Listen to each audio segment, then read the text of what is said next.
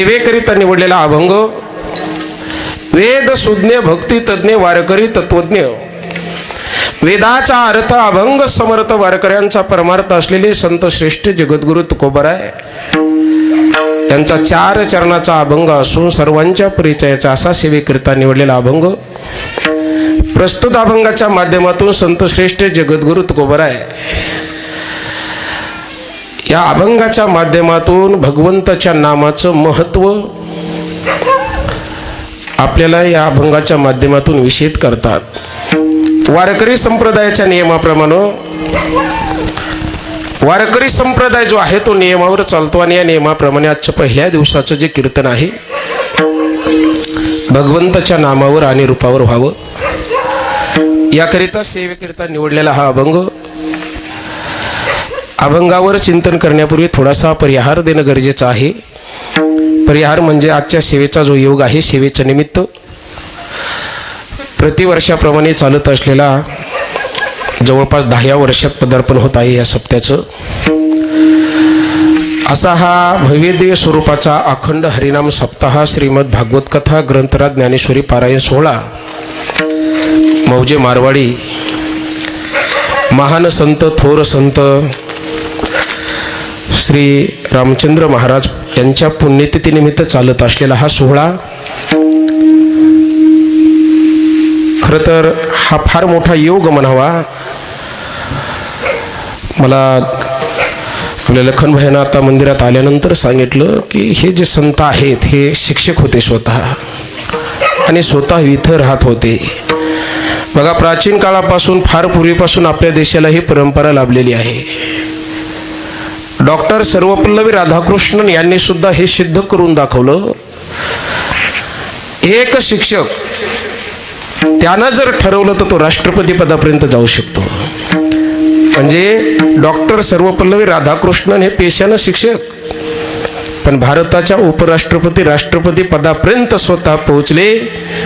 आणि दुसरे म्हणजे आमच्या या ठिकाणी हरिभक्त परायण रामचंद्र महाराज यांनी सुद्धा सिद्ध करून दाखवलं की एका शिक्षकानं जर ठरवलं तर ते सुद्धा फार मोठे संत होऊ शकतात। म्हणजे राष्ट्राला खऱ्या अर्थाने विकासाचा दर्जा देण्यासाठी किंवा विकासाला योग्य असं मार्गदर्शन करण्यासाठी शिक्षकाची किती गरज आहे, शिक्षकांचा वाटा किती आहे। आणि माझं भाग्य समजतो की मी सुद्धा एक शिक्षक असून मला या ठिकाणी सेवा करण्याची संधी मिळालेली आहे। आणि आज दुसरा असा योग आहे की आजचे या ठिकाणी श्री रविकांत दिलीपराव देशमुख यांचे चिरंजीव माऊली याचा या ठिकाणी अभिष्ट चिंतन सोहळा सुद्धा आज आहे।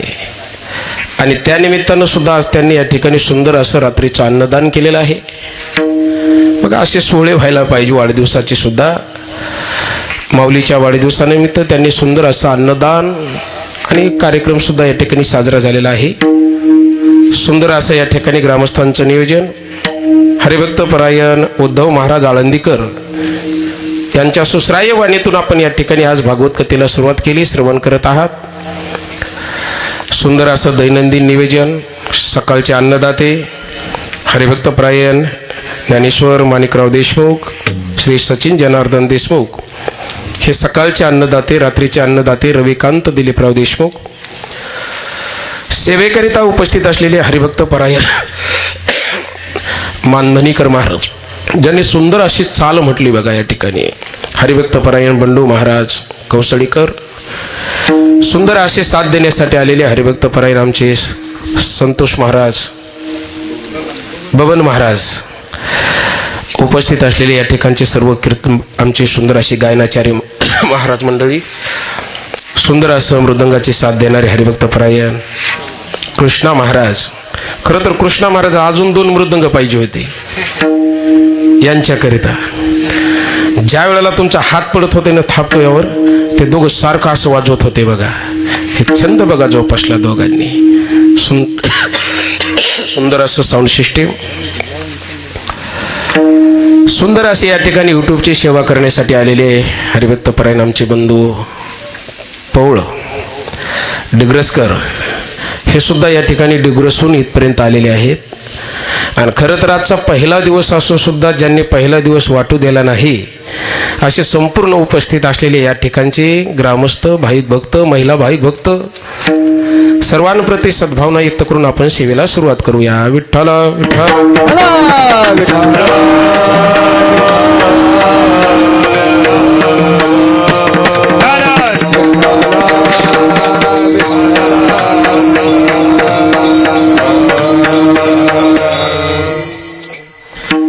सरसार विचार करा उठवटे नाम धरा कंठी विठोबाचे तयाच्या चिंतने निर्शेल संकट तराल दुर्घट भव सिंधू. या अभंगाच्या माध्यमातून संत श्रेष्ठ जगद्गुरु तुकोबराय तुम्हा आम्हाला विचार करायचा उपदेश करतात. या नवे या अभंगाच्या माध्यमातून माझे तुकोबराय आपल्याला उपदेश करतात की बाबांनो तुम्ही विचार करा. आता विचार करता असं तुकोबराय सांगतात. मग प्रश्न पडेल महाराज आपल्याला की आपण विचार करतो की नाही. सायन्स सांगता मला, विज्ञान, प्रत्येक मनुष्य दिवसामध्ये 24 तासात जवळपास 60,000 विचार करतो. प्रत्येकाच्या डोक्यात किती हजार विचार येतात? 60,000 विचार येतात. पण एवढे जर विचार करत असेल, मनुष्य एवढे विचार करत असेल, तर मग माझ्या जगद्गुरु तुकोबरायांना विचार करायची सांगण्याची गरजच काय? अहो, जागृत अवस्थेत सोडा, निद्रित अवस्थेत म्हणजे झोपेत असताना सुद्धा माणसाचे विचार थांबत नाहीत. स्वप्न ही त्याचीच अवस्था आहे. स्वप्नात सुद्धा मनुष्य विचार करतो, जागृत अवस्थेत सुद्धा करतो. दिवसाच्या 24 तासात 60,000 विचार मनुष्य करतो. मग एवढ्या प्रचंड प्रमाणात जर मनुष्य विचार करत असेल तर माझ्या तुकोबरायांना विचार करायची सांगण्याची गरज का भासली? याचे कारण असे आहे. बघा, आपण सर्वजण शेतकरी माणसं, ग्रामीण भागातले आपण सर्व शेतकरी माणसं. शेतामध्ये आपण शेताला पाणी मिळावं म्हणून शेतामध्ये विहीर पाडलेली असते, विहीर. आणि त्या विहिरीतलं पाणी वर यावं म्हणून आपण विहिरीवर काय बसवतो?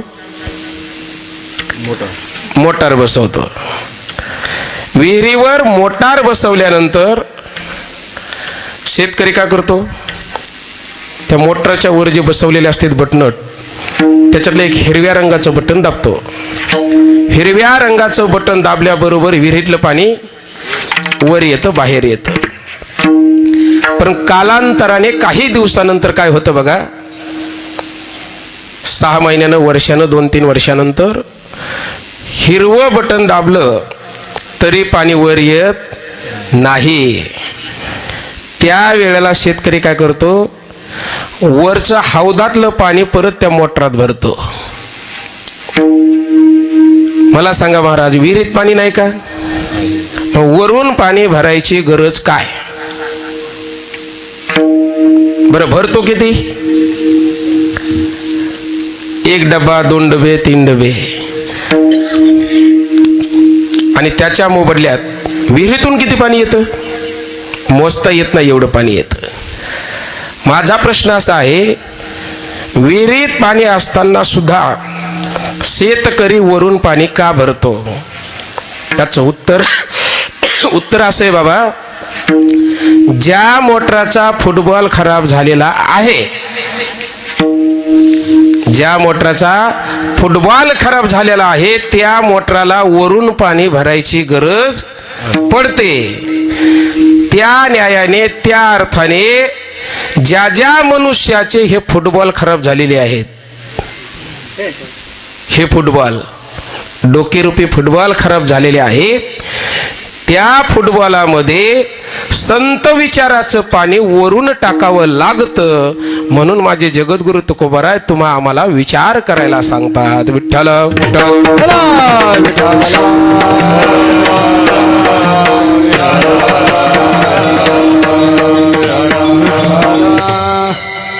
संतांनी विचाराचं पाणी टाकलं महाराज, संत विचाराचं पाणी.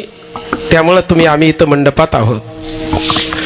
विचार करत नाही असा जीव नाही. प्रत्येक मनुष्य दिवसात विचार करतो, सतत विचार करतो. जन्मलेलं लहान लेकरू सुद्धा विचार करतो आणि शेवटची घटका मोजत असलेला मनुष्य सुद्धा विचार करतो. आता हे लेकरू इथं बसलं, बसल्या बसल्या तो विचार करत आहे, मला एक मृदंग असता तर मी सुद्धा भाऊंसारखा वाजवला असता. विचार. लहान लेकरू सुद्धा विचार करतं. पण तुम्ही आम्ही जे विचार करतो मायबाप हे नको ते विचार करतो. जे विचार खऱ्या अर्थाने मनुष्यानं करायला पाहिजे ते विचार मनुष्य नाही करत आणि नको ते विचारच जीव करत असतो. म्हणून संत महात्म्यांना विचार कसा करावा किंवा काय विचार करावा हे सांगण्याची गरज निर्माण झाली. विठ्ठल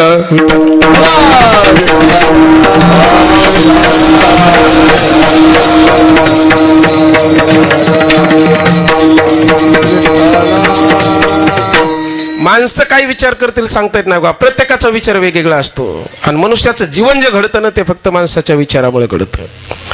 एकदा भगवान शंकराच्या मंदिरावर तिघ जण बसले. विचार बघा काय करते.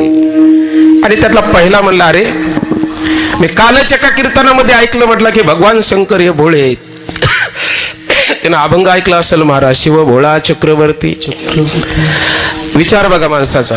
आणि त्यानं लगेच सांगितलं, अरे भगवान शंकर भोळे आहेत, मग भगवान शंकर जर आपल्या तिघांना प्रसन्न झाले तर आपण काय मागायचं. विचार बघा माणसाची.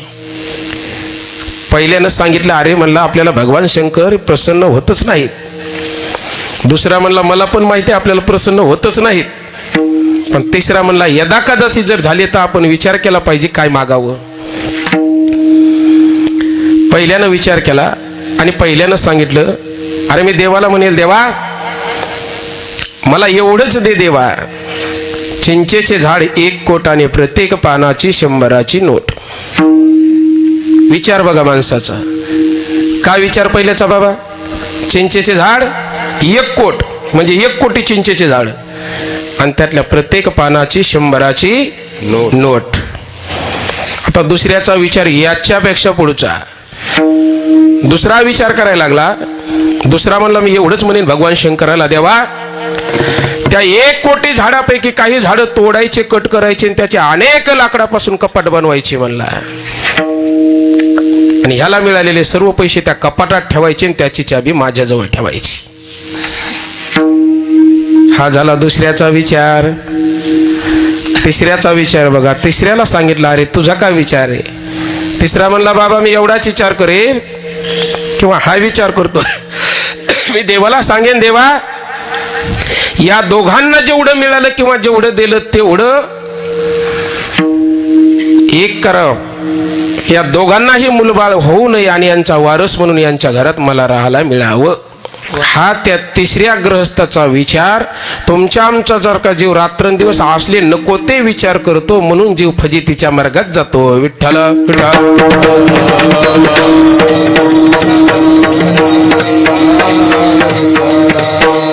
विचार करिता वाया जावे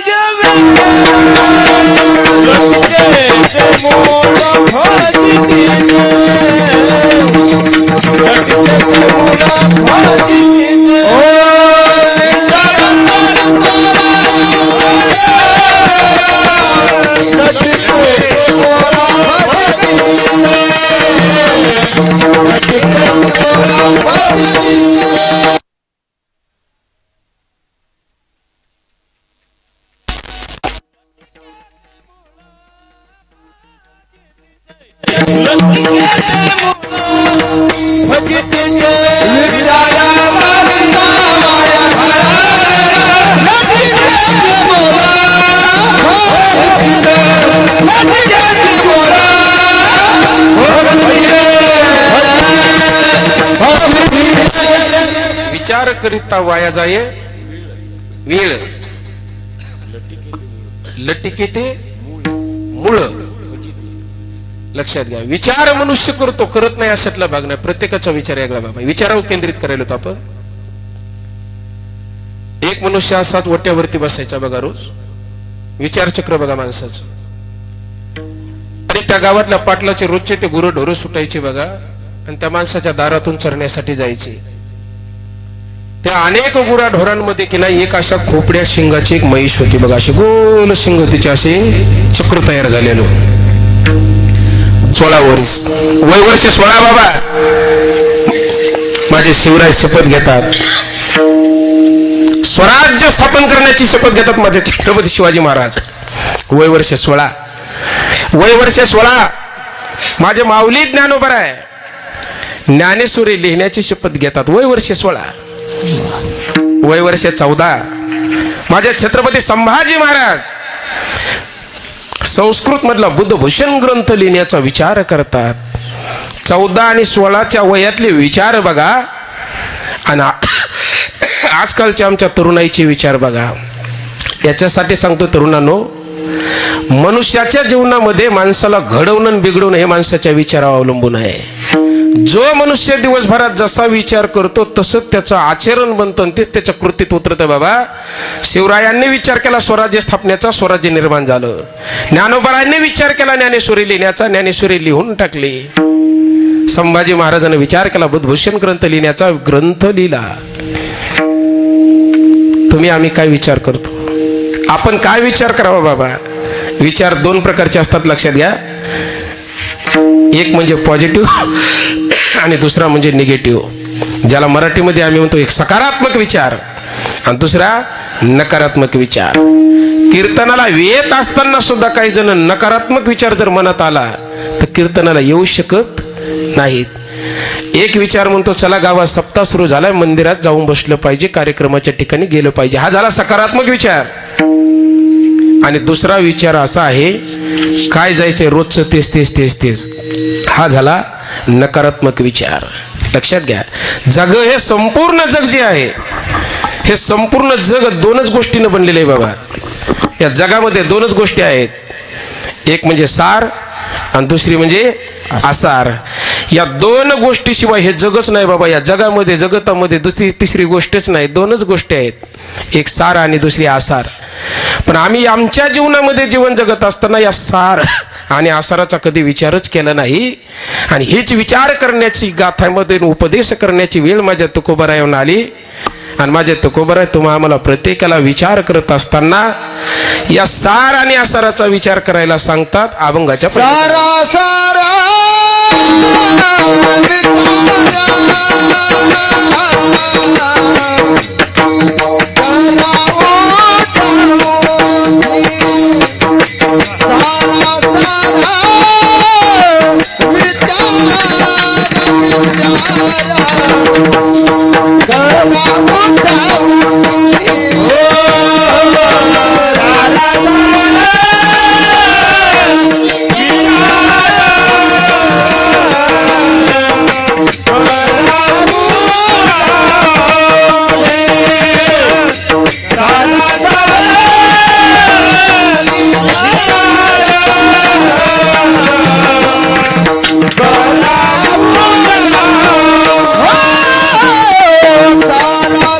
Oh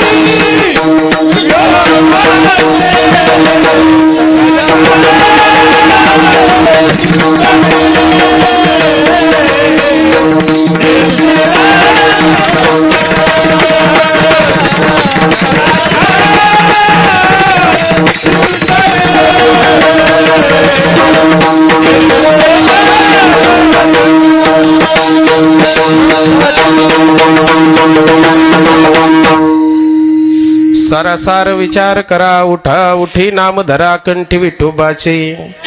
विचारच करायचा ना माझे तुकोबर आहे म्हणतात तुम्ही. दोन गोष्टीचा विचार करा. हे संपूर्ण जग आहे ना हे दोन गोष्टीने भरलेले आहे बाबा. या जगाच्या पातळीवर तिसरी गोष्टच नाही. जगात दोनच गोष्टी, एक सार आणि दुसरी आसार. आणि आज तुकोबर आहे तुम्हाला आम्हाला हाच विचार करायला सांगता, सार आणि आसाराचा. मग प्रत्येकाला आता प्रश्न पडला असं, सार काय आणि सार सार विठोबा नाम तुझे सार, पांडवत सेवा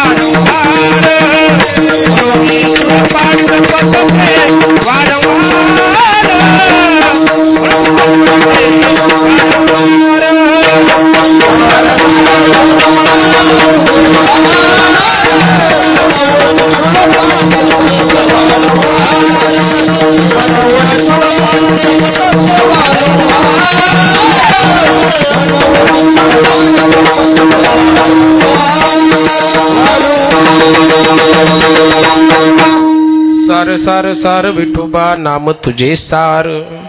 आता यावरूनच कळलं असेल तुम्हाला की या जगात सार काय. प्रमाण दिलं महाराजानं.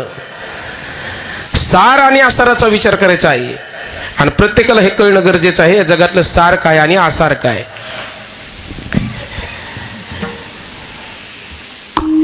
याकरिता माऊली ज्ञानोबर आहे ज्ञानेश्वरीमध्ये एक वही लिहून त्यामध्ये एक दृष्टांत देतात बघा. सुंदर दृष्टांत दिला ज्ञानोबरायने. ज्ञानोबराय वर्णन करतात महाराज. सलिले पै जैसे एक होणे मिळले असे, परी निवडवणे राजहंस येगळे की जे. राजहंस पक्षाचा दृष्टांत ज्ञानोबराय देतात. ज्ञानोबराय म्हणतात राजहंस पक्षापुढे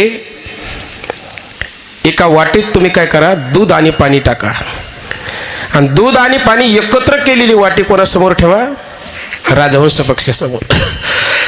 राजहंस पक्षी काय करेल बाबा, त्यातलं दूध तेवढं प्राशन करेल, दूध दूध पिऊन घेईल. निवाडी वेगाडे क्षीर आणि पाणी, निवाडी वेगाडे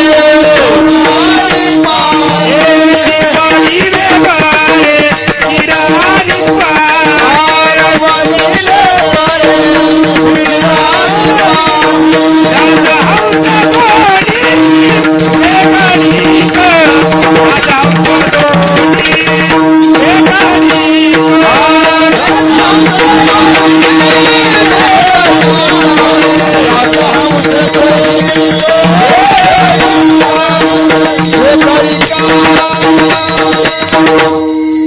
सामर्थ्य राजहंस पक्षामध्ये आहे. दूध अलग करणं आणि पाणी अलग करणं. राजहंस पक्षानं काय केलं, दूध दूध पिऊन घेतलं, शिल्लक राहिलेलं जे पाणी आहे ना ते तसंच ठेवलं बाबा. मग मला सांगा, त्यांना जे काही प्राशन केलं, जे घेतलं ते दूध म्हणजे सार होतं आणि त्यात शिल्लक राहिलेलं पाणी आसार आहे. नको असलेला भाग तसाच ठेवायचा, जीवनात चांगला असलेला तेवढा स्वीकारायचा, याला म्हणावं सार आणि आसार. तुमच्या परिचयाचा दृष्टांत देतो आई. तुम्ही घरी दळण कांडण करता बघा. धान्य काय करता तुम्ही, निसता निवडता. हे निवडत असताना तुम्ही काय करता, धान्य धान्य बाहेर फेकता. असंच का नाही, आपण काय करतो, त्या गव्हामधले ज्वारीमधले जे काही काडी कचरा असेल, खडे जे असतील ते बाहेर टाकतो. म्हणजे ते बाहेर टाकत असलेला कचरा जे आहे ते आसार, आणि जे काही निवडक असं धान्य आहे चांगलं ते सार. आलं लक्षात. भुईमुगाची शेंग बघा, सगळ्यांनी पाहिली.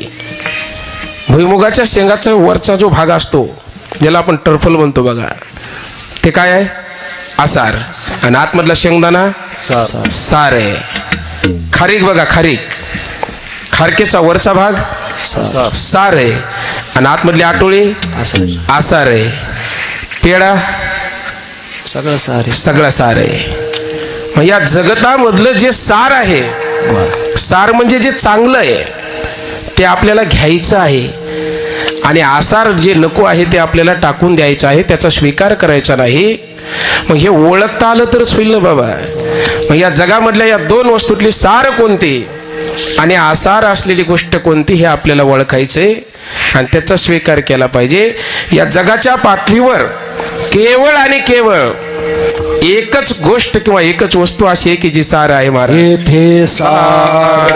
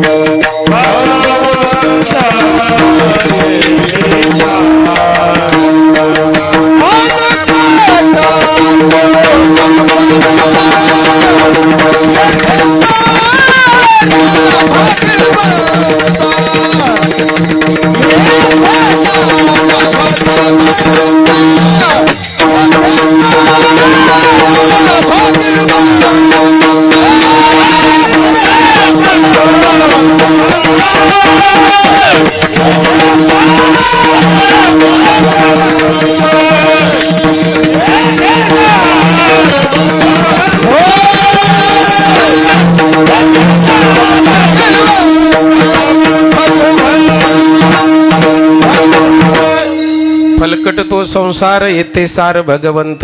या प्रमाणाच्या माध्यमातून आपल्याला लक्षात आलं असेल की भगवंत आणि भगवंत म्हणजे केवळ आणि केवळ देव हाच सार आहे. आणि देवाला सोडून जगतामध्ये जेवढं काही आहे ते सगळं काय आहे असार आहे. तुकोबर आहे फलकट म्हणले संसाराला. फलकट तो संसार.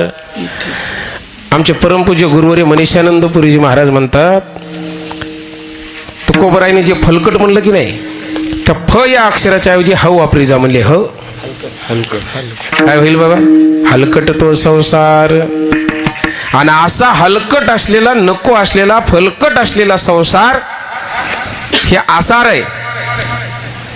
पण या आसाराच्याच पाठीमाग आम्ही आमचं आयुष्य खर्च करायला होतं आयुष्यभर. लक्षात घ्या माय बापू. संसार आणि संसाराशी निगडीत असलेल्या जेवढ्या काही गोष्टी आहेत या सगळ्या आसार आहेत. आणि या भूतलावर या सृष्टीत या जगामध्ये केवळ आणि केवळ माझा पांडुरंग परमात्मा म्हणजे देव हाच सार आहे. आणि याचाच विचार तुकोबाराय म्हणतात तुम्ही करा. सार आसार तिसरा शब्द आहे विचार.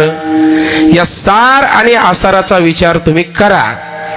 पण कसा करा म्हणले. तिसरा शब्द बघा तुकोबारायचा उठा उठी. सार आसार विचार करा म्हटले. पण करत असताना कसा करायचा बाबा. उठा उठी. आता उठा उठी म्हणजे कसं. असंच उठा उठी म्हटलं की एक पोरग उठलं म्हणलं बघा मी उठलो ना आता करायलो. मराठीमध्ये लक्षार्थ आणि वाच्यार्थ हे दोन शब्द महत्वाचे आहेत बघा.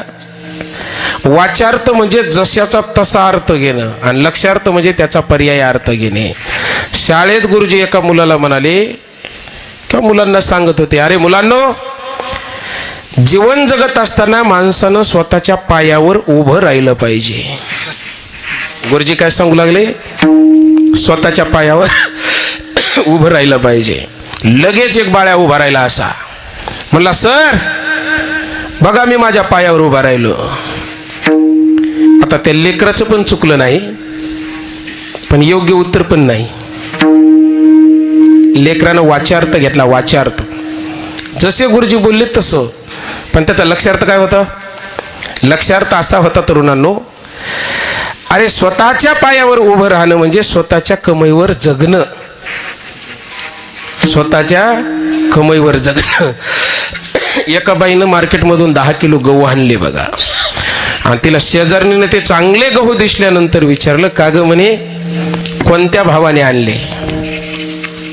गहू कोणत्या भावाने आणले. तिनं कोणत्या भावाने आणले विचारल्याबरोबर हिनं सांगितलं मधल्या भावाने आणले. आलं नाही बाबा लक्षात. 3 भाऊ असतील तिला. एक मोठा मधला आणि लहान.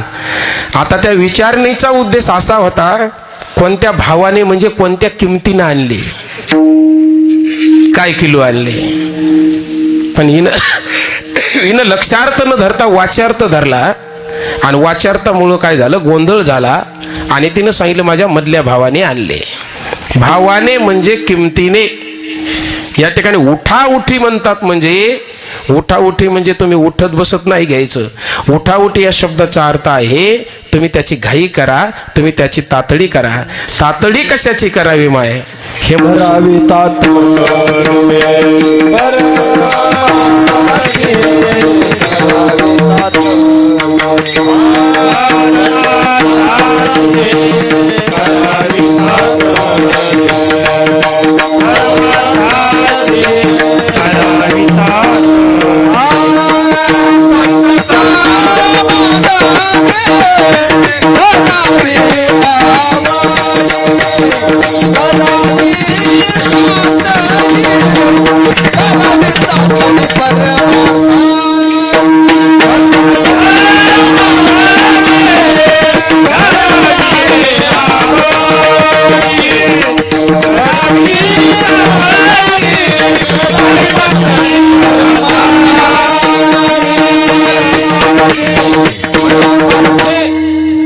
संत समागमे धरावी आवडी करावी तातडी परमार्थाची. इकडे येण्याची तुम्ही घाई करा, इकडे येण्याची तातडी करा. पण माणसं नको तिकडे घाई करतात बाबा. इकडे चुकून एखादा आमच्या महाराजासारखं तरुण जर यायला लागलं ना, माणसं लगेच म्हणतात अरे तुझं का वय हे का इकडे यायचं. कोणी जर इकडे यायची घाई केली, तातडी केली, तर माणसं त्याला म्हणतात तुझं का वय हे का. बाबा मला सांगा परमार्थात यायला वय लागतं का हो. वय लागतं मतदान करायला. 18 वर्ष पूर्ण झाल्याशिवाय मतदान नाही. वय लागतं लग्न करायला. मुलीचं वय 18 वर्ष आणि मुलाचं 21 झाल्याशिवाय लग्न करायचं नाही. पण बाबा परमार्थाला आटच नाही. यारे यारे लहान थोरला, यारे यारे लहान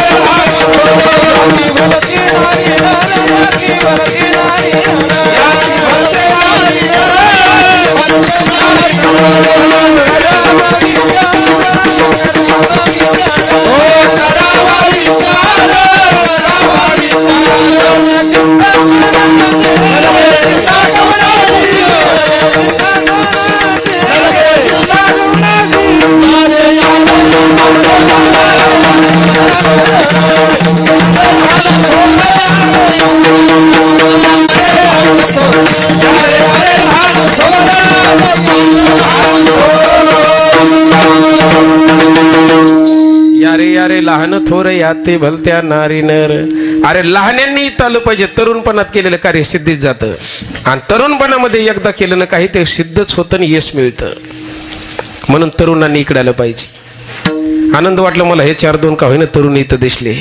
बघा तुम्ही ऐकायला तरुण, वाजवायला तरुण, गायन करायला तरुण, सांगायला तरुण. बाबा मन तरुण लागतं ना माणसाचं. ऐकायला आता तुम्ही तरुणच आहेत ना. काय करायचे दुसरे तरुण असं घरी मोबाईल खेळत बसले असतील तर. तरुण भाग्यवंत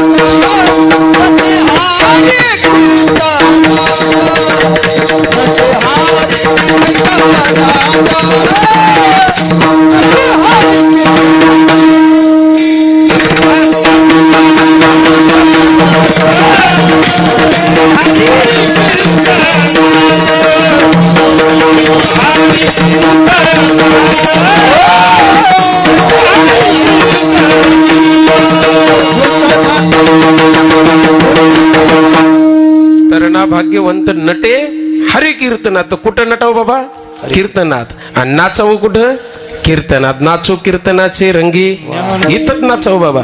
आता आम्ही असताना झरीमध्ये बरीच जण नाचू लागले बघा. बरोबर ना देशमुख सर. झरीमध्ये चांगली एक मिरवणूक चालू होती बघा, तिथं नाचू लागले.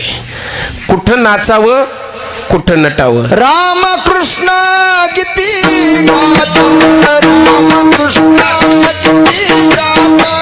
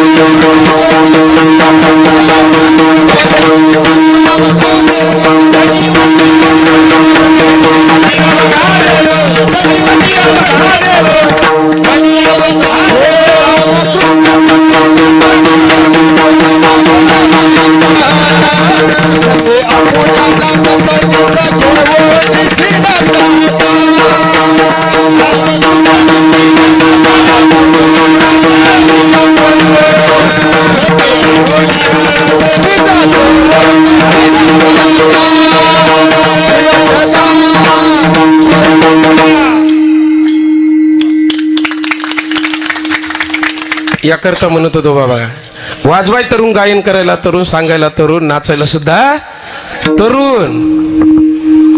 म्हणून सांगत होतो, जोपर्यंत जवानी आहे तरुण तोपर्यंत परमार्थ घ्यावा करून. जोपर्यंत जवानी आहे तरुण तोपर्यंत परमार्थ घ्यावा करून. कारण काळ पाहते आपल्याला वरून वरून. काळाच्या नियमानुसार एक दिवस जायचे बाबा आपल्याला मरून. आपण गेल्यावर मरून सगळे जवळ रडत बसतात वरून वरून आणि लगेच टाकतात गावाच्या बाहेर मातीत नेऊन पुरून. म्हणून सांगतो, जोपर्यंत जवानी आहे तरुण तोपर्यंत परमार्थ घ्यावा करून, कारण हा मानव देह पुन्हा मिळणार नाही.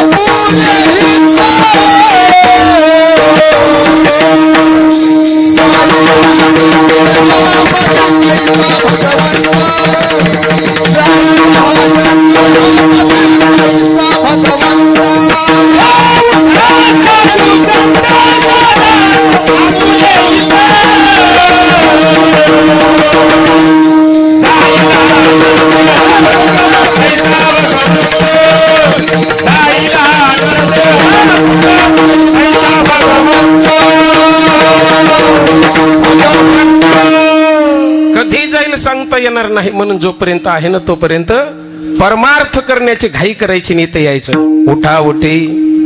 उठाउठी म्हणजे घाई करा. सार आणि आसार कळालं.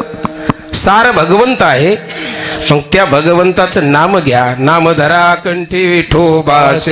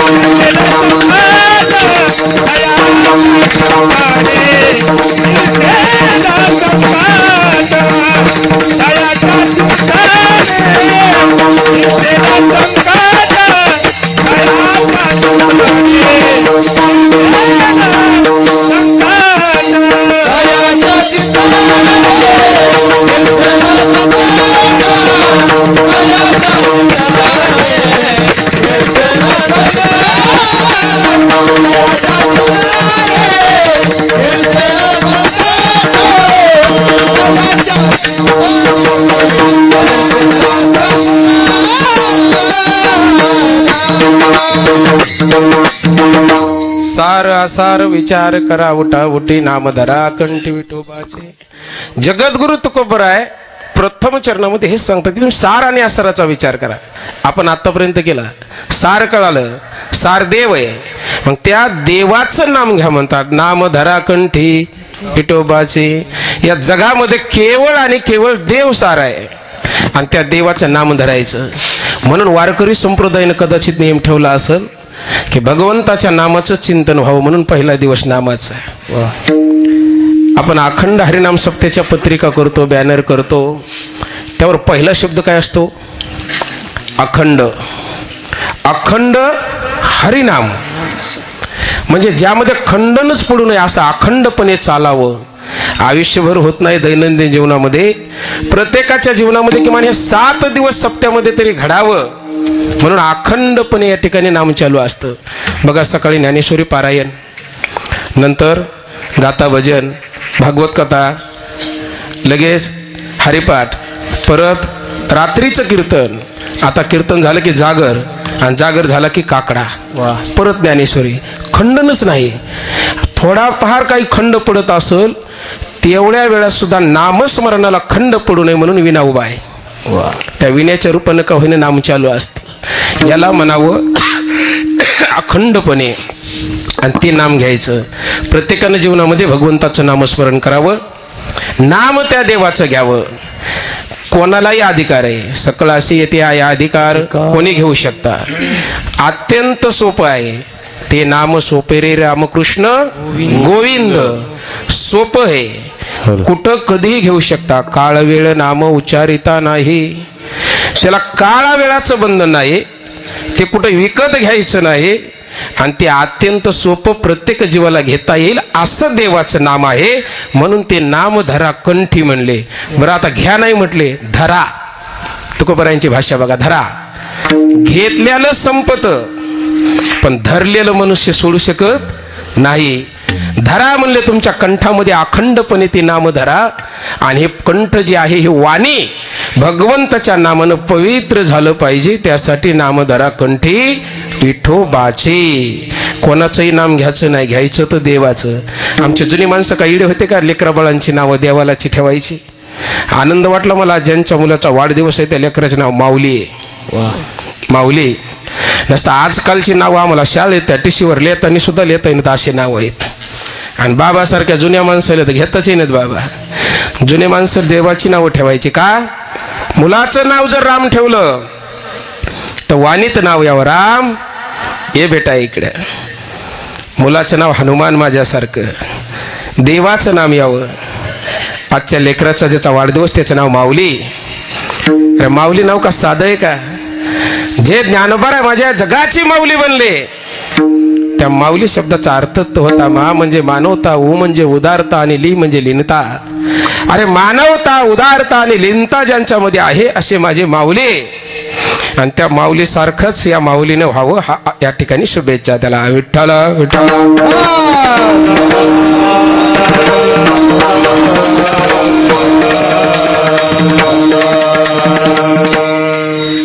एक साधक महाराजाला म्हणला, महाराज नाम धरा कंठी विठोबाची. ठीक आहे आम्ही धरलं हो, पण आमचा फायदा काय होईल यामुळं.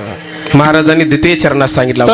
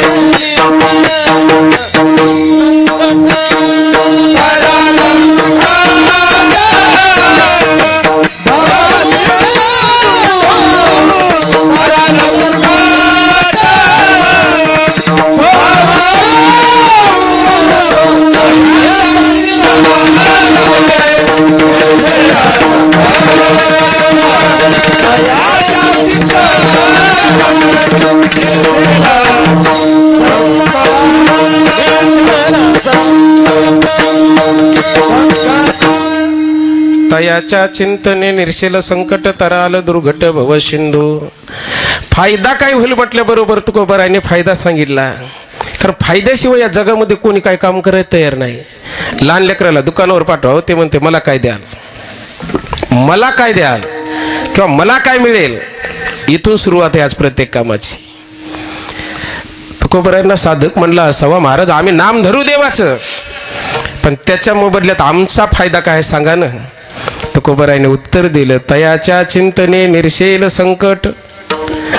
अरे तुझ्या जीवनामध्ये कितीही मोठं संकट येऊ दे म्हणले, जो भगवत भक्त त्या भगवंताचं नामस्मरण करतो ना, तो भगवंत त्या भक्तावरचं संकट काय करतो, निवारण करतो. नाम प्रल्हाद उच्चारी,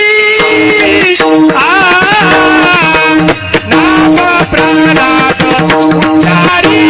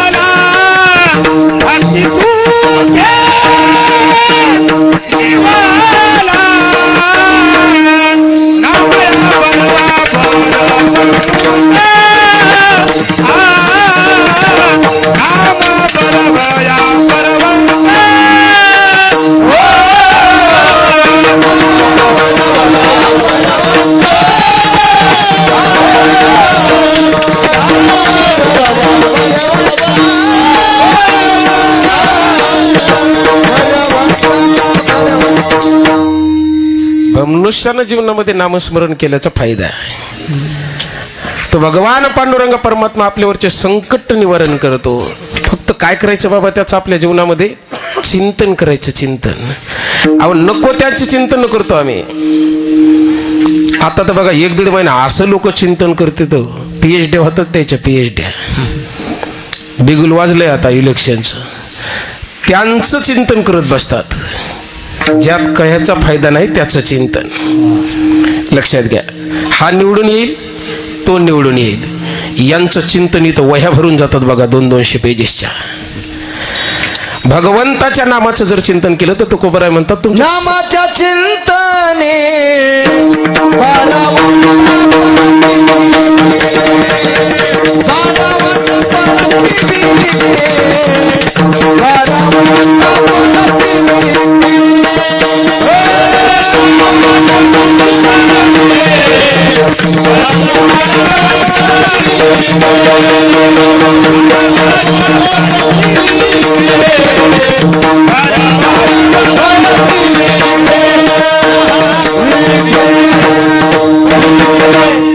नामाच्या चिंतने 12 वाटा पळती विघ्ने, पळून जातात, काहीच राहत नाही.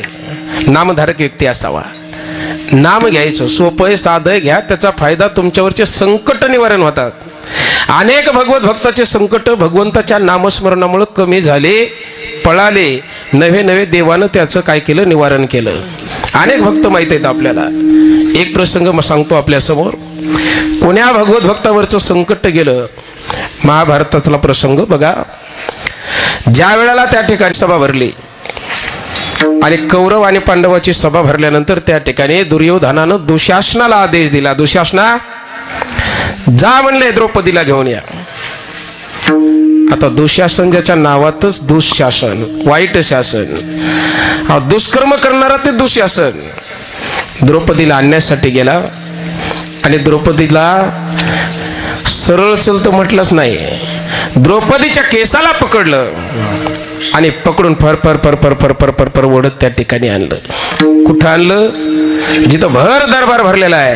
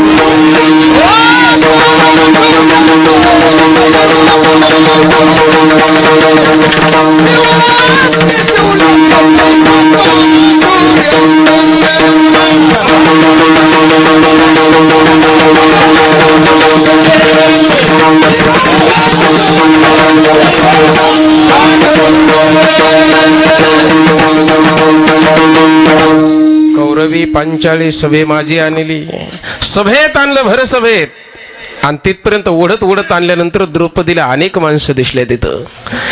त्यापैकी भीष्माचार्य, द्रौपदीची नजर भीष्माचार्याकडे गेली आणि द्रौपदी म्हणते, भीष्माचार्यजी अहो सांगा तुम्ही, एका स्त्रीला असं ओढत आणणं योग्य आहे का? प्रश्न द्रौपदीचा भीष्माचार्यांना. भीष्माचार्य म्हणतात, हो पोरी तुझं खरं आहे. अगं तुझं खरे, एका मुलीला किंवा एका स्त्रीला असं फरफर ओढत आणणं हे योग्य नाही. पण आता मी काही करू शकत नाही, इथं मी यांचं मीठ खाल्ले. द्रौपदीची नजर नंतर गेली द्रोणाचार्याकडे. द्रोणाचार्यानं खाली मान घातली. कृपाचार्याकडे नजर गेली. कृपाचार्यानं खाली मान घातली. प्रत्येकानं खाली मान घातली. त्या सभेत द्रौपदीला वाटलं जाऊ द्या, आता आपले 5 पती तरी आपल्या हक्काचे आहेत. बाजूला 5 पांडव. द्रौपदीनं आपल्या 5 पतीकडे पाहिलं. त्यांनी सुद्धा माना खाली घातल्या. गरम रक्ताचा भीमदादा तडकन उभा राहिला. धर्मानं त्याला खाली बसवलं. धर्माने सांगितलं, भीमा खाली बस. दिदले दुःख पराने उसने फेडू नयेची सोसावे. देव तयाला शिक्षा देवील म्हणून उगीच बैसावे. खाली बस भीमा, देव बघून घेईल. आणि तेवढ्यात भीम खाली बसला. आणि भीम खाली बसल्यानंतर पुढचा आदेश दुर्योधनाने दिला, हिचं वस्त्र हरण करा.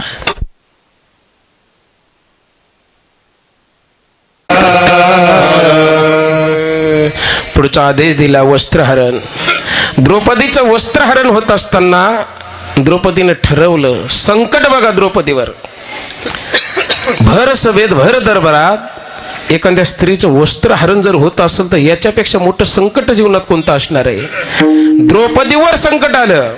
साधं संकट नाही, त्यापेक्षा मेलेलं बरं माणसाला. मरणापेक्षा मोठं संकट.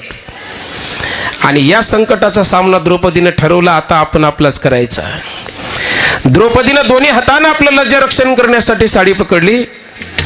दुःशासन त्या ठिकाणी काय करत आहे? द्रौपदीचं वस्त्रहरण करत आहे. शेवटी स्त्री आबला ते आबला, असहाय्य झालं. द्रौपदीने एक हात सोडला, एका हाताने देवाचा धावा करायचा.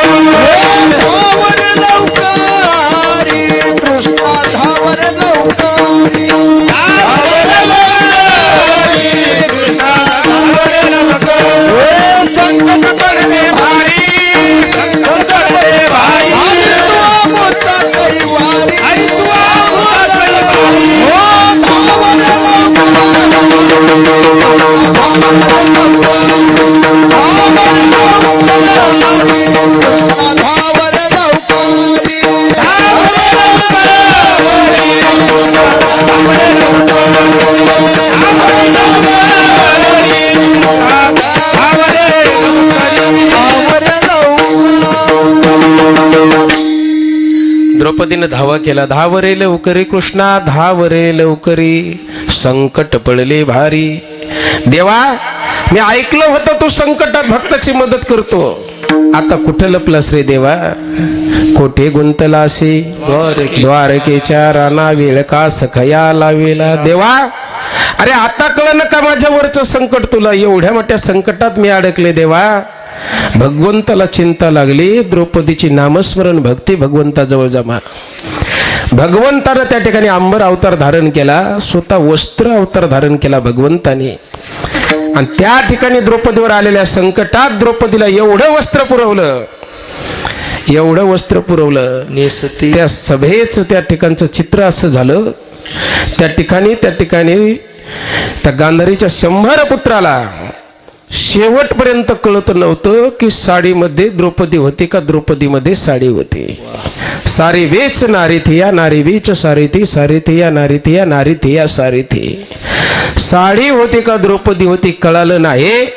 द्रौपदीला एवढं वस्त्र देवानं पुरवलं आणि तिच्यावर आलेलं संकटाचं निवारण केलं. माझे तुकोबराय म्हणतात याचं कारण काय असेल तर नामस्मरण. तयाच्या चिंतने निरसेल संकट. कितीही मोठं मनुष्यावर संकट येऊ द्या, भगवंताचं नामस्मरण करणारा नामधारक व्यक्ती जर असेल तर त्याच्यावरचं संकट ते निघून जातं. हे सामर्थ्य भगवंताच्या नामात आहे. द्रौपदीवरचं संकट गेलं, तुमच्या आमच्यावरचं जाईल यात नवल नाही, लक्षात घ्या, जाईल. बऱ्याच वेळाला माणसं म्हणतात आज माझं काही खरं नव्हतं हो. अहो एका मिनिटाहून वाचलो मी, एका मिनिटाहून आपण वाचलो. याचं कारण संकट निवारण करणारा तो आहे. म्हणून प्रत्येकाने भगवंताचं नाम कंठात धरा. तयाच्या चिंतने निरशिल संकट तराल दुर्गट भव सिंधू. दुर्गट म्हणजे कठीणातला कठीण, भव सिंधू, भव म्हणजे संसार, सिंधू म्हणजे सागर. या कठीण असलेल्या संसार रूपी सागरामधून सुद्धा तुम्ही सहज तुमचे जीवन रूपी नाव मोक्ष रूपी किनाऱ्याकडे म्हणजे भगवंतापर्यंत निश्चित सहज जाईल. हे सामर्थ्य त्या नामात आहे. म्हणून महाराज म्हणतात कोण्या का होईना कुळात जन्माला आल्यानंतर नाम घ्या तिसऱ्या चरणात. जन्मोनिया कुळी वाचे स्मरा राम. जन्मोनिया कुळी वाचे स्मरा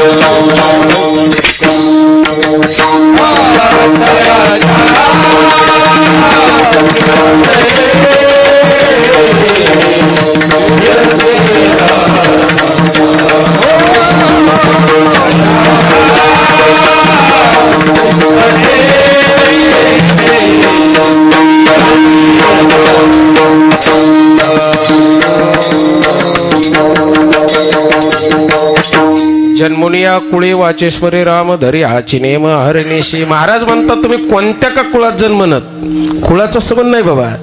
ज्ञानोबा सुद्धा हरी पाटील लिहितात जात वित्त गोत कुळशील मात. परमार्थामध्ये जात वित्त गोत तुमचं काही देणं घेणं नाही बाबा. सगळं इथं काय समान आहे. कुठल्याही जाती धर्मात जरी जन्माला आला असताल, कोणत्याही कुळात जन्माला आला असताल, मग ते स्त्री म्हणून जन्माला येऊ का पुरुष म्हणून जन्माला येऊ, सगळ्यांना अधिकार आहे. तुम्ही कुठल्या का कुळात होईना जन्माला आल्यानंतर नाम घ्या. कोणतं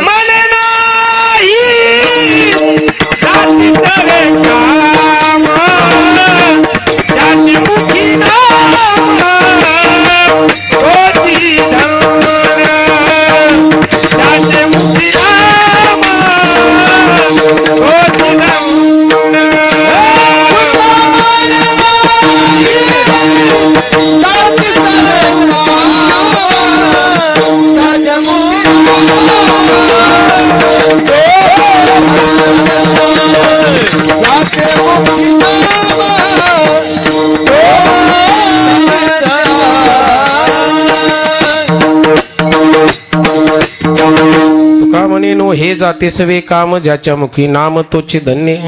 जातीचं काहीच काम नाही, ज्याच्या मुखात कंठात नाम आहे ना तो धन्य, तो यशस्वी. म्हणून नाम धरा. तुकोबराय म्हणतात जन्मोनी आकुळे वाचेस्मरे राम.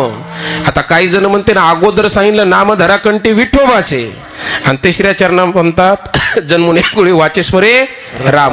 मग आम्ही राम म्हणाव का विठोबा म्हणाव? कोणी म्हणते ना आम्ही कृष्ण म्हणाव का गोविंद म्हणाव? कुठलंही नाव घ्यावाय. पाणी एकच समुद्राचं, नळाचं असो, विहिरीचं असो का बोरचं असो, शेवटी पाणी कुठलंय? एका समुद्राचं पाणी आहे. तसं नाम कोणतंही घ्या, हे पूर्ण नाव माझ्या पांडुरंग परमात्म्याचीच नाव आहे. धरी येले सोंगे येले अवघे पांडुरंगे, येले अवघे पांडुरंगे, येले अवघे पांडुरंगे.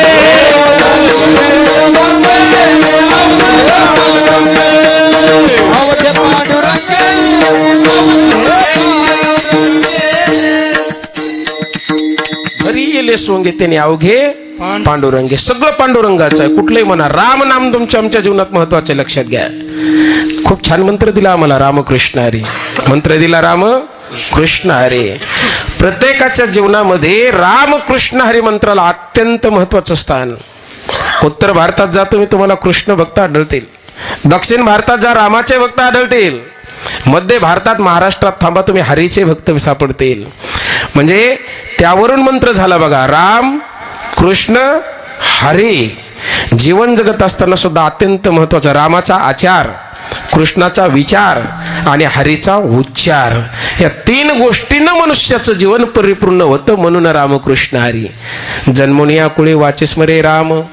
पण हे घेत असताना कसं घ्यायचं? धरी हाची नेम अहर्निशी. नाम घेण्याचा नेम असा धारा म्हणले तुकोबराय, अहर्निशी. अहर म्हणजे दिवस, निशी म्हणजे रात्र. रात्रंदिवस दिन रजनी हाची धंदा गोविंदाचे पवाडे. रात्रंदिवस त्या भगवंताचं नामस्मरण वाचन घ्या म्हणले महाराज. आणि असं घेतल्यानं तुमचे कोटी कुळे काय होतील? उद्धार होईल. कमने कोटी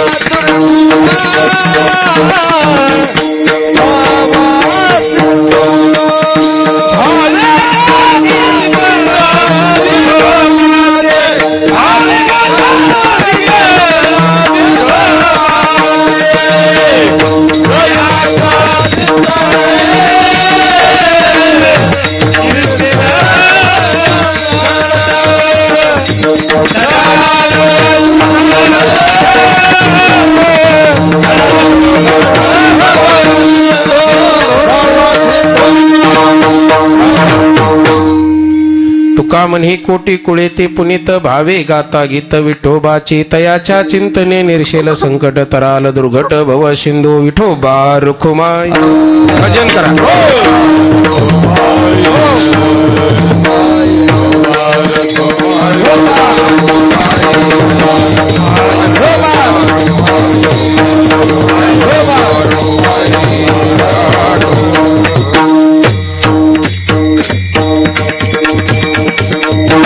शेवटी तुकोबराय म्हणतात, तुका म्हणे कोटी कुळेती पुनीत. पण कधी बाबा पुढचं माणसं वाचतच नाहीत. भावे गाता गीत विठोबाचे. महाराज म्हणतात तुमच्या कोटी कुळाचा उद्धार होईल, कोटी कुळे पुण्यवान पवित्र होतील. पण कधी? भावे गाता गीत विठोबाचे. किंवा नाथ महाराज सुद्धा म्हणतात कोटी कुळे तारी हरी अक्षरे दोन्ही. भगवंताचं नामच तुमच्या कोटी कुळांचा उद्धार करतं. लक्षात घ्या, ज्या घरात ज्या कुटुंबात नामधारक व्यक्ती जन्माला येतो त्याच्या 42 कुळाचा उद्धार होतो. आईकडले 14 कुळ, वडिलांकडले 14 कुळ 28 आणि त्याचे तिथून पुढचे 14 त्रे 42 असा 42 कुळांचा उद्धार होतो महाराज. पण कधी? कुटुंबात नामधारक व्यक्ती जन्मल्यानंतर. म्हणून नाम घेणारा व्यक्ती, पण कोणाचं नाम? भगवंताचं. तुका म्हणे कोटे कुळे ते पुनीत भावे गाता गीत विठोबाचे. संपूर्ण अभंग भावे गाता गीत विठोबाचे इथं येतो. तयाच्या चिंतने निरसेल संकट, पण कधी? भावे गाता गीत विठोबाचे. तुका म्हणे कोटे कुळे ते पुनीत, कधी? भावे गाता गीत विठोबाचे. हे सगळं होईल, पण कधी होईल? जेव्हा तुम्ही त्या भगवंताचं नाम भावनेनं, श्रद्धा ठेवून, भक्तीनं, आनंदानं घ्याल तेव्हा. भावे गाता गीत विठोबाचे असा सरळ सोपा साधा अभंगाचा अर्थ. 11 वाजले. तर मी सुद्धा जिल्हा परिषद शिक्षक आहे. 4:15 म्हणजे 4:15ला पळायची सवय आम्हाला. वेळ झाला. भगवंताचं चिंतन अभंगही पूर्ण झालेलं आहे. शेवटचे 5 मिनिट या ठिकाणी आमच्या तरुण मित्रमंडळीसाठी असे घेईल. आजच्या अभंगाच्या माध्यमातून माझे जगद्गुरु तुकोबाराय आपल्याला विचार करायला सांगतात. मग तरुणांनी काय विचार करायचा? तरुणांनो, आपण आपल्या जीवनामध्ये आदर्श जर कोणाला मानत असेल तर ते महाराष्ट्राचे जाणते राजे छत्रपती शिवाजी महाराजांना आदर्श मानतो. ज्या माझ्या छत्रपती शिवाजी महाराजांनी वयाच्या 16व्या वर्षी आपल्या आईचं स्वप्न पूर्ण करण्याचा विचार केला ना, तो विचार प्रत्येक तरुणांनी करायचा आहे. नुकतीच राजांची जयंती झाली. संपूर्ण महाराष्ट्रात जयंती साजरी झाली. नवे नवे देशात जगात साजरी झाली. 19 फेब्रुवारीला शिवजयंती झाली. बातमी आहे ताजी. 19 फेब्रुवारीला शिवजयंती झाली. बातमी आहे ताजी. संपूर्ण वारकरी संप्रदाय झाला पांडुरंगाच्या दर्शनाला राजे. जगात राजे अनेक झाले, पण सर्व राजात माझ्या राजानं मारली बाजी. कारण त्याचं नावच होतं छत्रपती शिवाजी. आणि अशा शिवाजी महाराजांनी जो विचार केला तो विचार तरुणांनी करायचा आहे. स्वराज्य निर्माण व्हावं ही श्रीची इच्छा होती का रे मला माहित नाही, परंतु स्वराज्य निर्माण व्हावं ही एका आईची इच्छा होती. त्या आईचं नाव आहे राष्ट्रमाता राजमाता जिजाऊ साहेब. आईच्या मनात इच्छा निर्माण झाली. इथले अन्याय अत्याचार, इथली परिस्थिती पाहिली आणि एका आईच्या मनामध्ये विचार आला की इथं स्वराज्य निर्माण झालं पाहिजे. आणि त्या आईनं ती इच्छा आपल्या मुलासमोर व्यक्त केली. सांगितलं, शिवबा, असं 5-6 वर्षाचं लेकरू असताना सांगितलं, शिवबा, तुम्हाला स्वराज्य निर्माण करायचंय. तिथून पुढं माझ्या छत्रपती शिवाजी महाराजानं आपल्या आयुष्यातली जेवढे काही 50 वर्षे महाराज जगले, 1630 ते 1680 50 वर्षाचं आयुष्य माझ्या छत्रपती शिवाजी महाराजांनी केवळ आणि केवळ आपल्या आईच्या इच्छेसाठी जगले. लक्षात घ्या, किती सुंदर विचार माझ्या राजांचा.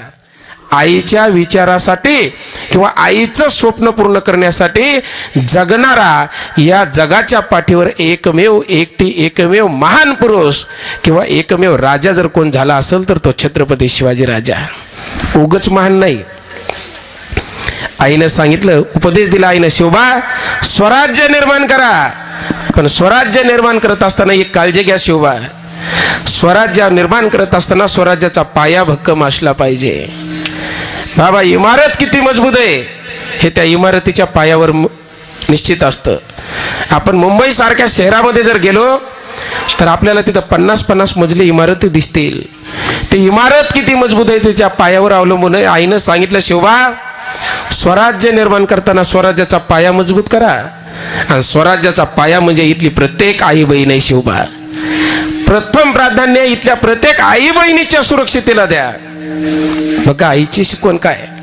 तरुणांनी हा विचार करायचा आज. आणि हे परस्त्रीला आई समान मानण्याचं बीज, विचाराचं बीज माझ्या राष्ट्रमाता राजमाता जिजाऊ साहेबांनी शिवबांना दिलं. आणि हे प्रत्येक आईनं द्याचं आहे. प्रत्येक आईनं शाळेत जाणाऱ्या लेकराला सांगायचं, बाळ्या तू शाळेत चालला ना, शाळेतल्या जेवढ्या मुली आहेत तेवढ्या तुझ्या बहिणी समान आहेत. आई घरी जर लेकराला असं सांगितलं ना, आमच्या आजूबाजूला जेवढ्या काही गोष्टी घडायल्यात ऐकायला मिळायल्यात ना, त्या महाराष्ट्रात घडणार नाहीत, लक्षात घ्या. जिजामातेनं स्वराज्याचा मूळ पाया भरला आया बहिणीच्या सुरक्षितेवर. आणि त्या दिवसापासून माझ्या छत्रपती शिवाजी महाराजांनी उभ्या आयुष्यात, अहो स्वराज्यातली स्त्री सोडा, परराज्यातली शत्रूची जरी सून असेल किंवा शत्रूची जरी एखादी महिला, एखादी स्त्री जर हाताला लागली, तर माझ्या राजानं उभ्या आयुष्यात तिला बहीण मानलं. माझ्या तुकोबारांची सुद्धा हेच शिकवण होती महाराज, परस्त्रिया सदा बहिणी माया. परस्त्री आई वाटावी हा विचार आजच्या तरुणाच्या मनात यायला पाहिजे. नुसतं जयंती आली की महाराज तुम्ही लवकर या किंवा पुन्हा या असं म्हणायचं नाही. अरे राजे येणार नाहीत, राजांनी दाखवलेल्या वाटेनं आम्हाला जाण्याची गरज निर्माण झालेली आहे. आणि राजांनी यावं असं आता वातावरण सुद्धा इथं राहिलं नाही. माझ्या छत्रपती शिवाजी महाराजांनी जो मार्ग दाखवला त्या मार्गाने जाणं हा विचार तरुणांनी करावा. तरुणांनो, राजे येणार नाहीत, राजे आपल्याला व्हायचे. राजे आपल्याला व्हायचं, होता येतं. कसं व्हायचं सांगतो तुम्हाला. विचार करा तरुणांनो. अरे गांजा मावा जुगार मटका गुटका असली व्यसन करून आपल्याला मिळतंय तरी काय? वाईट गोष्टीमध्ये आपल्या जीवनाचा कधी घसरेल पाय. रात्री 12 वाजता डोळ्याला कोणतीही स्त्री दिसल्यावर तिला जर तुला मानता आलं ना माय, तर तूच असणार या महाराष्ट्राच्या मातीचा ओरिजिनल शिवराय. तुला व्हायचंय, होता येतं. आणि हाच विचार तरुणांनी करायचा. या जगाच्या पाठीवर मायबाप सांगण्यासारखं खूप आहे शिवचरित्राविषयी. एवढंच सांगेल, मनासारखा राजा आणि राजासारखं मन कशाला म्हणावं. आजही आम्ही आमच्या मनासारखा राजा खुर्चीवर बसवायलोत. दर 5 वर्षाला आम्ही राजा बदलायलोत, निवडून द्यायलोत, खुर्चीवर बसवायलोत. मनासारखा राजा आपण बसवायलोत, पण तिथं बसलेल्या राजाकडे राजासारखं मनच नाही. जगाच्या पाठीवर मनासारखा राजा आणि राजासारखं मन शिवकाळात होतं. प्रजेनं त्या ठिकाणी मनासारखा राजा 1674ला बसवला खुर्चीवर. 1674ला माझ्या छत्रपती शिवाजी महाराजांचा राज्याभिषेक. 32 मन सोन्याचं सिंहासन समोर आहे. 32 मन सोन्याचं सिंहासन. गागा भट्टांनी सप्तगंगाच्या पाण्याने, जलाने, पवित्र जलाने माझ्या शिवबांचा राज्याभिषेक केला. आणि राज्याभिषेक केल्यानंतर, राज्याभिषेक झाल्यानंतर समोर सिंहासन दिसलं. त्या सिंहासनाकडे जाण्यासाठी माझा राजा निघाला. छत्रपती शिवाजी महाराज सिंहासनाकडे निघाले. जात असताना पहिलं पाऊल टाकलं आणि पहिलं पाऊल टाकल्याबरोबर महाराज जाग्यावरच उभा राहिले. आणि त्याच वेळेला राजासारखं मन बघा कशाला म्हणतात. त्याच वेळेला शिवाजी महाराज थांबले. महाराजांच्या डोक्यात लगेच विचार आला. महाराजांच्या कानावर शब्द बाहेर पडले, राजे आधी लग्न कोंढाण्याचं मगच माझ्या रायबाचं. असं म्हणून स्वराज्यासाठी सिंहगडावर धारा तीर्थी पडलेला तानाजी आठवला. आणि महाराजाच्या मनात प्रश्न निर्माण झाला, अरे ज्या 32 मन सोन्याच्या सिंहासनाकडे मी जात आहे ना, ते सिंहासन माझ्या तानाजीच्या बलिदानाचं आहे. दुसरा पाऊल महाराजांनी पुढे टाकला. महाराजाच्या कानावर बाजीप्रभू देशपांडेचे शब्द आले, राजे या महाराष्ट्राच्या मातीला राजे या बाजीची गरज नाही राजे, तर तुमची गरज आहे. लाख मेले तरी चालतील राजे, पण लाखाचा पोशिंदा जगला पाहिजे. हे उचे. आणि महाराजांच्या डोळ्यात पाणी आलं. महाराज म्हणले, हे बलिदान माझ्या बाजीप्रभूचं आहे. जे सिंहासन मला मिळालेलं आहे ते माझ्या बाजीचं बलिदान आहे. तिसऱ्या पावलाला एक मावळा आठवायला लागला. पुरंदरासारख्या किल्ल्यावर लढणारा मुरार बाजी. ज्या वेळेला दिलेर खानानं सांगितलं, दिलेर खान म्हणतो मुरार बाजीला, मुरार अरे क्यों लड़ता है, आओ आओ आओ हमारी तरफ, हमारा बादशाह तुम्हें जागीर देंगे, वतन देंगे. दिलेर खानाचे शब्द, आओ हमारी तरफ. आणि आजकाल ते चालू आहे, आओ हमारी पार्टी में, और एक मंत्री पद देंगे. गेलेच. मुरारबाजीला त्या ठिकाणी त्या दिलेर खान म्हणतो, आओ हमारी तरफ. त्याच वेळेला मुरारबाजी कळला, अरे माझ्या राजानं मला काय कमी केले म्हणून मी तुझ्याकडे येऊ, माझ्या देवानं मला काय कमी केले. रक्ताला बैमान होण्याचा इतिहास नाही. हा प्रसंग माझ्या शिवरायांना आठवला. तिसऱ्या पावलावर त्या मुरारबाजीचं बलिदान. 4थ्या पावलावर येसाजी कंक आठवले, 5व्या पावलावर हिरोजी फर्जंद आठवले. एका एका पावलावर एक एक एक एक मावळा त्या ठिकाणी आपल्या प्राणाचं बलिदान करणारा मावळा त्या ठिकाणी राजाला आठवला. आणि अशा अनेकांच्या आठवणीमध्ये माझा राजा त्या 32 मन सोन्याच्या सिंहासनावर जाऊन बसला. याला मनावर राजासारखं मन. जगाच्या पाठीवर अनेक राजे झाले, प्रत्येक राजाच्या दरबारामध्ये स्त्रियांचा नाच झाला, पण जगाच्या पाठीवर एकमेव माझ्या छत्रपती शिवाजी महाराजांचं राज्य असं झालं की त्या राज्यामध्ये एकही स्त्री कधी नाचली नाही, उलट सन्मानानं जगली. ती होती माझी शिवशाही. आजही आम्हाला वाटतं रामराज्य यावं, शिवराज्य यावं, याच्याकरिता यावं वाटतं. लक्षात घ्या, जगाच्या पाठीवर असा राजा झाला नाही आणि होणारही नाही. तरुणांना विनंती करतो, महाराजांची जयंती अवश्य करा, अवश्य राजाला डोक्यावर घेऊन नाचा, परंतु माझ्या राजांचे विचार जे आहेत त्या विचाराला कधी कलंक लागणार नाही असा विचार तुम्ही करा, जीवनामध्ये मार्गक्रमण करा. म्हणून शेवटी एवढं म्हणे, झाले बहु होतील एवढं अगणित या भूमीवरती. अरे जाणता राजा एकची झाला, तो फक्त शिवछत्रपती, तो फक्त शिवछत्रपती. शिवरायांचा आदर्श घेऊन प्रत्येकानं जीवन जगावं. महाराष्ट्र आमचा, स्वराज्य आमचं, शिवराय आमचे. पण आमच्या शिवरायांचा आदर्श घेऊन जगातले अनेक जण मोठे झाले, पण आम्ही कधी मोठे होणार? महाराजांचा आदर्श घेऊन प्रत्येकानं जीवनामध्ये मोठं होण्याचा प्रयत्न करा तरुणांनो. आणि हाच विचार तुम्ही करा. तुकोबाराय म्हणतात, तुम्ही विचारच करा. सार आणि आसाराचा, प्रत्येकाने सार आसाराचा विचार करावा आणि आपलं जीवन चांगलं बनवावं. आज सुंदर असा योग त्या लहान मुलाचा, माऊलीचा वाढदिवस होता. भगवंताकडे एवढंच म्हणेन, देवा अशा सात्विक बालकाला जीवनामध्ये कशाची कमी पडू देऊ नको. लक्षात घ्या, वडिलांच्या मनात सुद्धा हा विचार येणं की आपल्या मुलाच्या वाढदिवसानिमित्त आपण अन्नदान करावं. नसतं आजकालचे वाढदिवस तर नुसते पार्ट्यानं कुठेही व्हायलेत महाराज. पण सुंदर अशा या हरिनामामध्ये, हरिनामात पवित्र असं अन्न, आपलं अन्नदान व्हावं हा विचार त्यांच्या मनात आला आणि त्यांनी वाढदिवस या ठिकाणी केला. शेवटी एवढंच म्हणेन, फुलापरी तू सदा हसावे, दुःख तुला ते कधी नसावे, सदा सुख लाभो हीच भावना. माऊली तुला अभिष्ट चिंतन दिनाच्या याच शुभकामना, याच शुभकामना, याच शुभकामना. पांडुरंगाच्या चरणी त्याला उदंड आयुष्य मिळावं, तुमच्या सर्वांच्या जीवनात सुख शांती वैभव नांदावं ही या ठिकाणी प्रार्थना करतो. गावकऱ्यांनी गेल्या वर्षी मला बोलवलं, यावर्षी बोलवलं, तुम्ही प्रेम दाखवलं, त्याबद्दल मी सर्वांप्रती सद्भावना व्यक्त करून सेवेला पूर्ण विराम देतो. ज्ञानेश्वर